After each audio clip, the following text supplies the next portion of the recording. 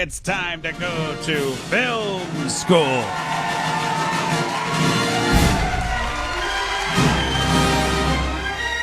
Bringing us, and we'll bring him in, is Joe Fortunato. He is our film study professor here on the Friday morning show. Appreciate Joe making time for us. And today, again, we're going to bring in one of those, I guess you would call it a cult classic from the 1980s. And Joe, I'll let you take it from there, my friend.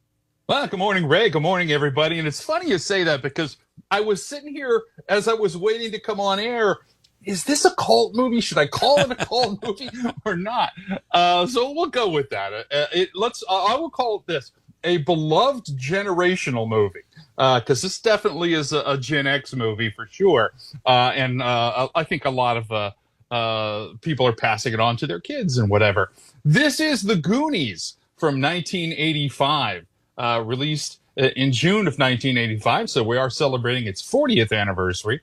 Directed by the late, great Richard Donner, written by Chris Columbus, a story by Steven Spielberg. And this is one of those movies that Spielberg produced, and he's kind of known for, even though he wasn't the director. It stars a whole gaggle of young actors, some of them for their first film. Sean Astin, Josh Brolin, Jeff Cohen, Corey Feldman, Martha Plimpton, Ke Quan, Cary Green.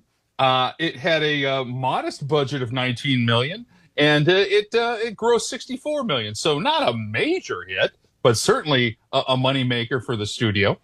This film was selected for the National Film Registry in 2017 for being culturally, historically, and aesthetically significant. So that's always a fun designation and a proud one to get for any film. As I mentioned, film debut by a few people, including Josh Brolin and Sean Astin. Fun fact, according to Sean Astin, for those who don't know, his mother is Patty Duke. He was allowed to keep the treasure map that was used in the film. And several years later, his mother, Patty Duke, discovered it, thought it was just a crinkled piece of paper, and threw it in the trash bin, which is something I can relate to, and probably a lot of collectors around the world can as well. So anyway, the cast of young people was not allowed to see the massive pirate ship before the scene was shot because Richard Donner wanted to catch their genuine reactions at the size and scope of it. And when they did see it, young Josh Brolin in his first film was so surprised that he exclaimed the F word, and the scene had to be reshot.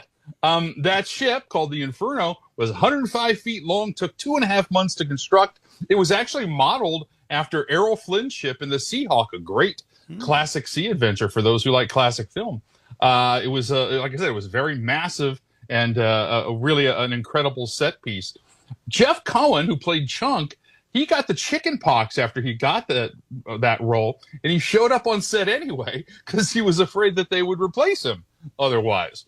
Some other fun, another fun sort of fact about the film: Cyndi Lauper co-wrote the theme song "Goonies Are Good Enough" and shot a music video that was 12 minutes long and at its longest cut. Of course, they had a shorter cut as well, but the video featured a cameo by Steven Spielberg, and there was the Bangles play pirates, and there was a number of other sort of cameos in that. You can check that out on YouTube. It's up there. Talking about some of the casting, the late Corey Haim auditioned for the role of Mouth, but it was given to the other Corey Feldman. At the time, the two Coreys hadn't met, but they were later cast together in The Lost Boys, kind of another cult film of the era, and they became fast friends, starring in 6 more movies together. And it was on that film that they almost, actually, they were for the same role. But a couple of, I know you're a big fan of Gremlins, and a couple of film Easter eggs that are related to Gremlins are in this film, because Steven Spielberg and Chris Columbus had both done Gremlins, as actually we talked about some time ago. Anyway, when Chunk calls the police, the officer says, "Hey, this prank is about creatures that multiply when they throw water on them," which of course is a nod to Gremlins. And another Easter egg features a Gremlins action figure that was seen in Mikey's bedroom. You know, Joe, it's interesting you're doing this movie, and this is a generational movie, and it doesn't seem to wear. Just last night, we were sitting in the living room with three of my kids, and we were looking for a movie to watch, and my son Rocco says, "Let's watch the Goonies." And I said, "Very interesting. We're doing that tomorrow, going to film school with Joe." So we sat around, all of my kids, and again, I got twins that are 16, Rocco's 23, and my wife and I still enjoy Goonies here 40 years later. Well, that's good to hear, because I wasn't sure if it would translate to a younger generation or not. So, another great story, this is just a couple years ago, and I actually remember when we were doing talking about the Oscars that year. Anyway, in a 2022 interview, Ki Hee Kwan, who played Data in this film, was promoting his then new movie, Everything Everywhere All at Once, which he won an Oscar for.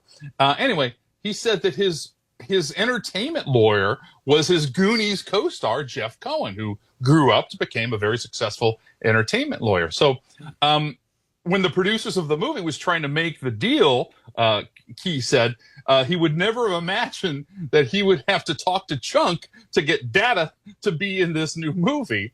And then when Kwan won the Best Supporting Actor Oscar for Everything Everywhere All at Once, Cohen was one of the people he thanked on stage, calling him my Goonies brother for life. And I remember that moment. It was really a sweet moment.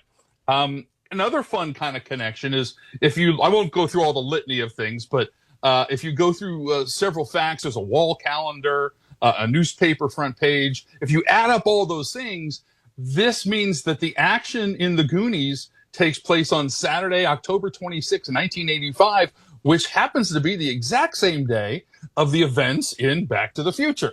So if you want to say those two movies exist in the same universe or the same plane, you've got proof there, right there.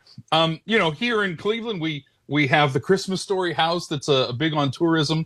Well, in 2015, the Goonies house was no longer open to the public, as the couple who owned it were kind of getting tired of too many tourists, as that happens. But anyway, it was sold to a new owner just a couple years ago, and they brought it back as how it appeared in the film, and the location is now open to guests. So it's a kind of a little tourism thing as well.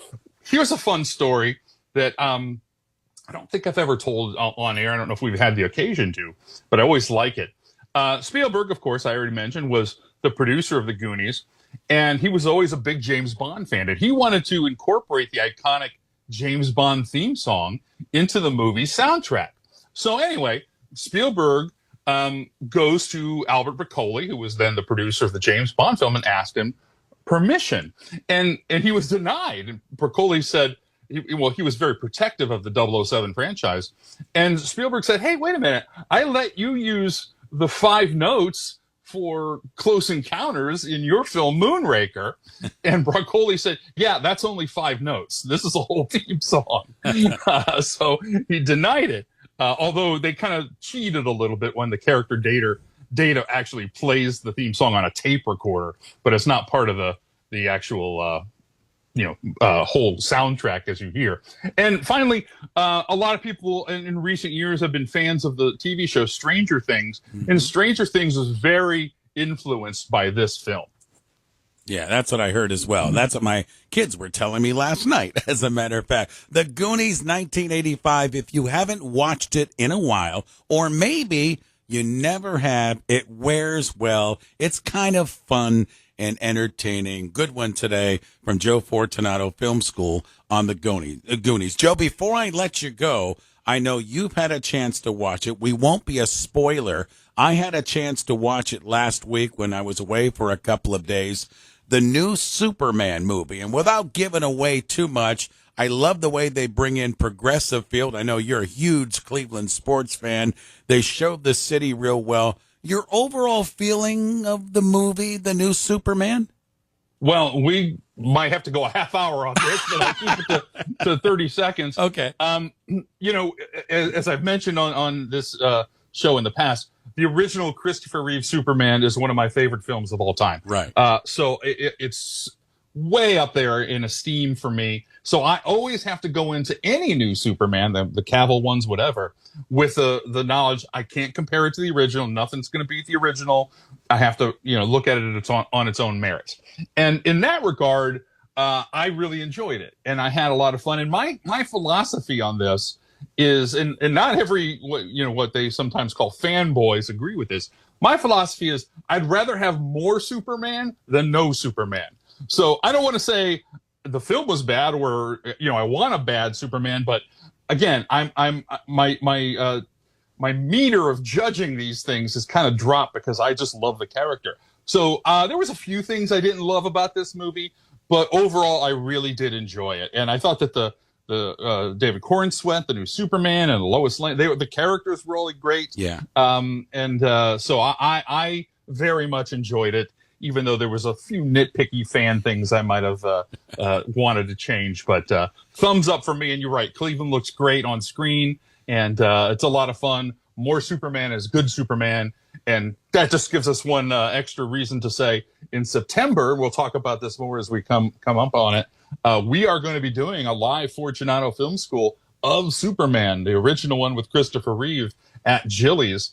And we'll talk a little bit more about that in the coming month. But you don't want to miss that one, because not only is it a great film, but we've never done this one in Ohio.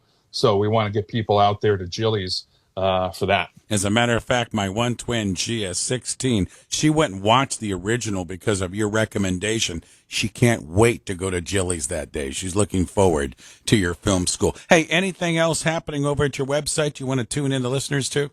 Well, just, normally I do, some of you know that I do occasionally co-host a Twilight Zone podcast. I just recorded one of those last night. That'll be up on the website in a couple of days. So things like that. We have the date for the Superman thing. Tickets aren't quite available yet, but you can mark the date, and just always go to joefortunato.net to check on the latest of what's happening in my world and sort of some of the film world in general. All right. Great job again today, Joe. As always, thanks for carving out some time with us on Friday mornings, and we will do it again next week. Thanks, Joe. Okay. I look forward to it. See ya. Joe Fortunato takes us to